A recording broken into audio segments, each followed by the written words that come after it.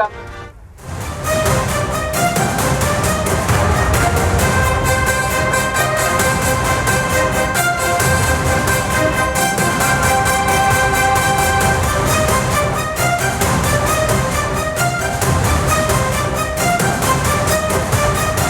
செய்தியை பார்த்து வருகிறோம். சென்னை மயிலாப்பூர் தொகுதியில் திமுக வேட்பாளரின் வேட்புமனு நிறுத்தி வைக்கப்பட்டிருக்கிறது.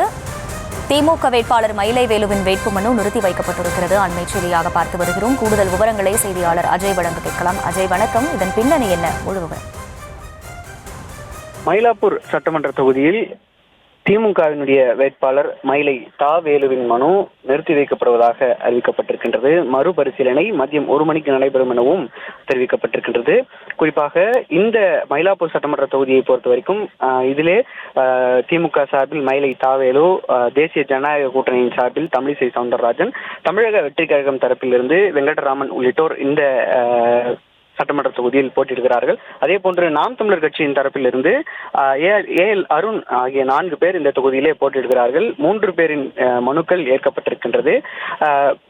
தேசிய ஜனநாயக கூட்டணியின் வேட்பாளர் தமிழிசை சவுந்தரராஜன் மனுவும் அதே போன்று வெங்கடராமன் உடனடியாக ஏற்கப்பட்டது. இறுதியாக நாம் தமிழர் கட்சியின் வேட்பாளர் ஏஎல் அருணுடைய வேட்பு மனுவும் ஏற்கப்பட்டது. இறுதியாக பாஜக தரப்பிலிருந்து தமிழிசை தரப்பு மயிலை வேலுவினுடைய மனுவை ஏற்கக்கூடாது, அந்த மனுவில் எங்களுக்கு ஆட்சேபம் இருக்கிறது என்ற தகவலை தெரிவித்திருக்கிறது. இந்த ஆட்சேபத்தை பொறுத்தவரைக்கும் அவருடைய வருமானம் தரப்பிலிருந்து சில ஆட்சேபங்கள் தெரிவிப்பதாகவும் தகவல்கள் நமக்கு சொல்லப்படுகிறது. ஆனால் அதுவரைக்கும் அவர் முழுமையான விவரங்களை வெளியிடும் வரைக்கும் அந்த மனுவை ஏற்கக்கூடாது என தெரிவிக்கப்பட்டிருக்கின்றது.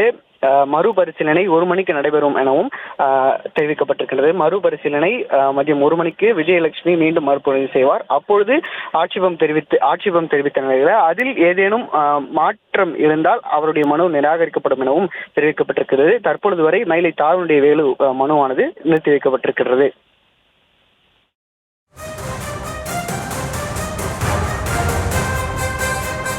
விவரங்களுக்கு நன்றி அஜய்.